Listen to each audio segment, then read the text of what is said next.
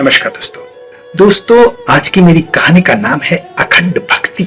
अखंड भक्ति क्या होती है, अखंड भक्ति कैसे की जाती है, अखंड भक्ति का क्या महत्व है, ये सब बातें आज मैं आपको बताऊंगा।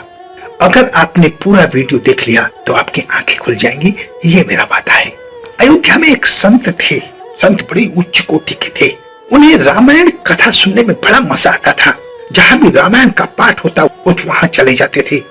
एक दिन उनको राम कथा सुनाने वाला कोई नहीं मिला।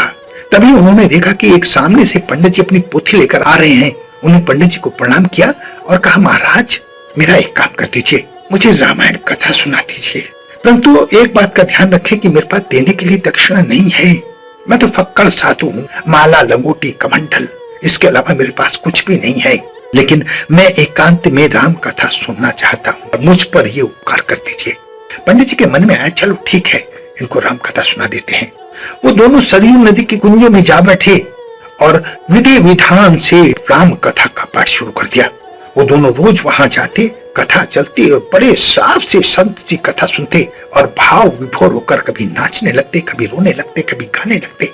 उनको अपना कोई होश नहीं था, बस वो राम कथा में मस्त थे, मंत्र मुग्ध थे।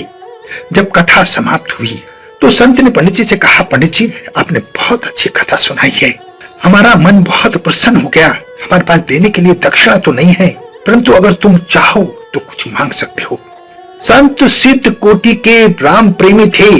पंडित जी बोले, महाराज हम बहुत गरीब आदमी हैं, हमें बहुत सारा धन दे दीजिए। संत ने प्रभु से प्रार्थना की और संत ने कह दिया, तथास्तु। संत ने कहा, कुछ और मांगना है तो मांग लो।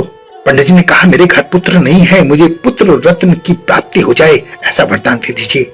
संत पुनः राम जी की तरफ देखते हैं, राम जी मुस्कुरा दिए और संत ने कह दिया, तथास्तु।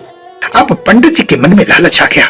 उन्होंने कहा कि मुझे एक वरदान और दे दीजिए कि मुझे अखंड भक्ति प्राप्त हो। संत ने बोला, नहीं नहीं, अखंड भक्ति आपको नहीं मिलेगी।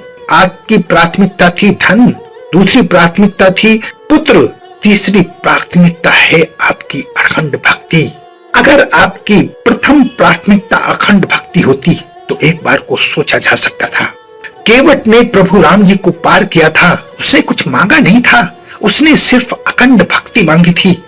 हनुमान जी ने सब कुछ मिलने के बाद भी अखंड भक्ति का वरदान मांगा, तभी उन्हें प्रसन्नता हुई, तभी राम जी ने उन्हें अखंड भक्ति का वरदान दिया था। प्रहलाद ने भी अखंड भक्ति मांगी थी और कोई इच्छा उनके मन में नहीं थी। जब कोई इच्छा ना हो तभी अखंड भक्ति मिलती है। जब आपकी प्राथमिकता धन या पुत्र हो तो आप उसमें रम कर रह जाते हैं, आप उसमें खोकर रह जाते हैं। तब ऐसे में आपको अखंड भक्ति मिलना संभव नहीं है। अगर भगवान से जुड़ो तो सांसारिक चीजें ना मांगकर सिर्फ अखंड भक्ति मानिए।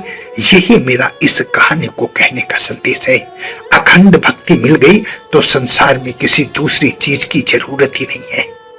आशा है आप मेरी बात समझ गए होंगे। अपना बहुत ध्यान रखें, हंसते रहें, मुस्कुराते रहें, खुश रहें। धन्यवाद।